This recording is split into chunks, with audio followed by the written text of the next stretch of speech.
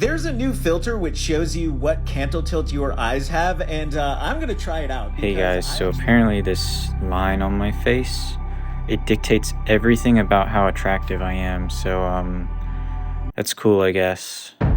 Everyone is insecure about something, and I don't like to brag, but if you're like me, you might even be insecure about a lot of things. So it's only natural that we often try to quantify things, to make things objective, so we can determine if our bias against ourselves is valid. But, like always, social media amplifies this feeling tenfold. Yesterday, TikTok started spoon-feeding me videos of this viral canthal tilt trend. The canthal tilt trend is another attempt to objectify looks and determine your attractiveness. Like me, I'm sure you're asking, what even is a canthal tilt?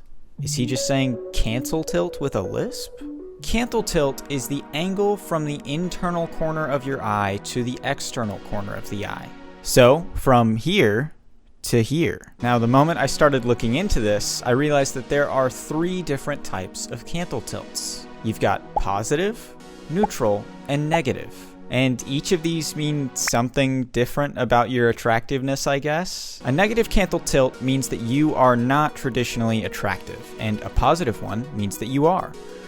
A neutral one, I'm not so sure. No one really cares about that one because I guess it's not on either side of the extreme, so I guess it just means you're average? But I don't want to judge it too harshly yet. Why don't we dive in and look at some of the TikToks to figure out whether this trend is worth it or not. There's a new filter which shows you what cantle tilt your eyes have, and I'm gonna try it out because I actually went viral a while back for having a negative cantle tilt. I absolutely hated that whole experience because my video was only getting seen by incels. This was actually the first one that I saw, and he describes this situation pretty perfectly.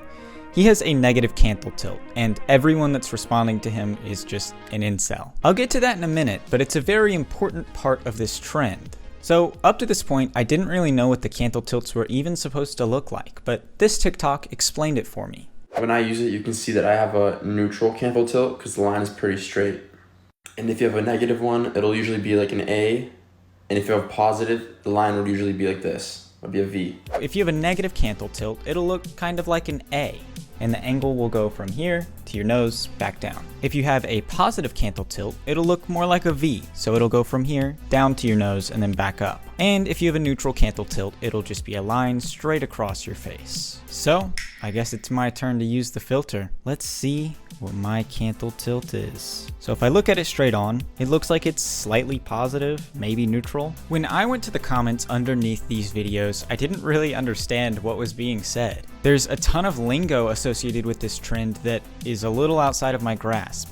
Looks maxing, angle maxing, T50 eyes, light maxing, and rope maxing? Had I been cryogenically frozen and then awoken 100 years later, like a caveman, but in the modern age? No, I'm like the most hip guy out there. Like, I'm so hip.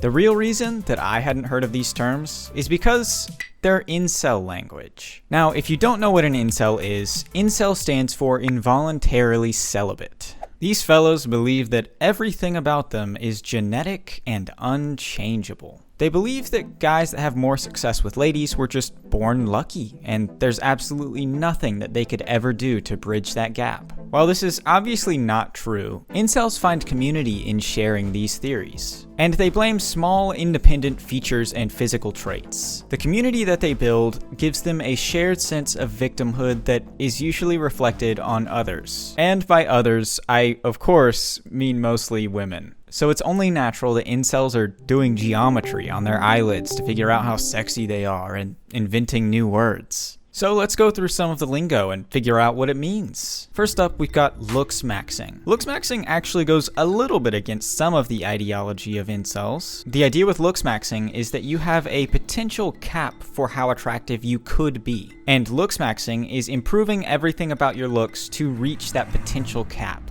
This cap may naturally be lesser or greater than other people, but it only gets worse from here. Next up is angle maxing, which is pretty obvious and straightforward. It's just using different camera angles to deceive others into believing that you are more attractive than you actually are. I still have no idea what light maxing is. I mean, I can guess that it means using lighting to make yourself look more attractive. And of course, with incels, you're going to get some edgy language too. Rope maxing is a very subtle way that incels indicate that others should end it all if they're not attractive enough to ever meet the threshold required to woo the ladies. The ones that I've seen are something like, hey bro, you have a negative canthal tilt, you should just go ahead and rope max right now. What am I even saying? Honestly, I don't really care at all about what incels are talking about. I care about this one because it somehow has reached the average Joes, and a lot of them are buying into it. Instead of pointing out how ridiculous it is, or ignoring it, many of them are treating it like it's some kind of quiz that they can pass or fail. Just look at all of these TikToks where kids are asking, is it over, because they feel like they have a neutral or negative canthal tilt. And I think this really speaks to a much larger problem with social media and our society as a whole. These regressive and reductive trends that boil looks down to objective qualities are being taken at face value.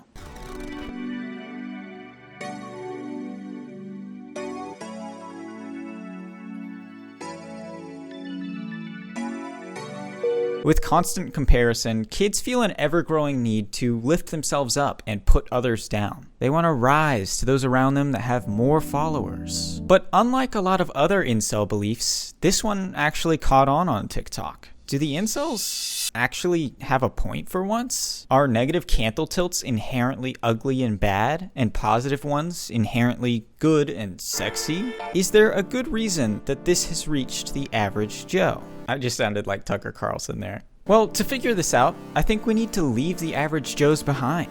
I think we need to ascend. We need to visit the realm of gods among men. We need to look at celebrities. You see, the hypothesis here is that all celebrities that are at least known for their looks should have a positive canthal tilt, as they are valued as some of the most attractive members of our society. So I pulled up a comprehensive list of every single magazine that has the sexiest man alive on it. Why don't we just go through a few and see how many have positive, negative, or neutral canthal tilts. First up, we've got Mel Gibson. The first ever Sexiest Man Alive cover featured Mel Gibson, who does have a positive canthal tilt. Immediately after this, we have Mark Harmon, who arguably has a negative canthal tilt, might be neutral. Neutral, slightly positive, negative, positive, negative, negative, negative, negative canthal tilt. Marilyn Monroe, often regarded as one of the most beautiful people to have ever lived, had a negative canthal tilt. The hypothesis seems like it's kind of falling apart. And that's because the whole canthal tilt trend is dumb.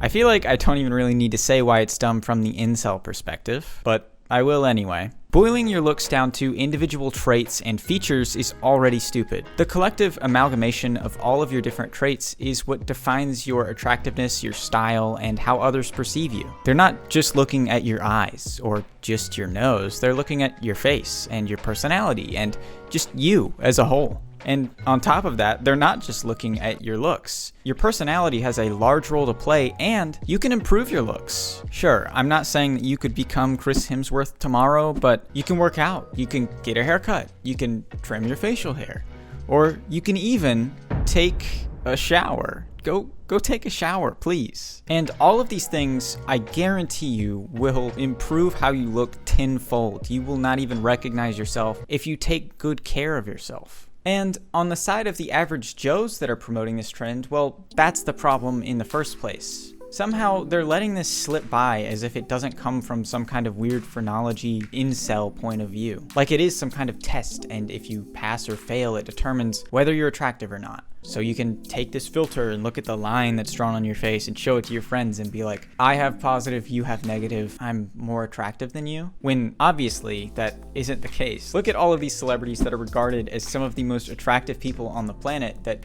don't have a positive canthal tilt. And honestly, this is kind of what worries me the most about this trend. It seems like more extreme viewpoints like incel culture are becoming the norm among young men in this country. And not just young men, there are people from all backgrounds around this age posting TikToks about this. And it promotes a regressive ideology that there is a such thing as objective attractiveness, and it makes people feel worse about themselves for something that isn't even remotely true.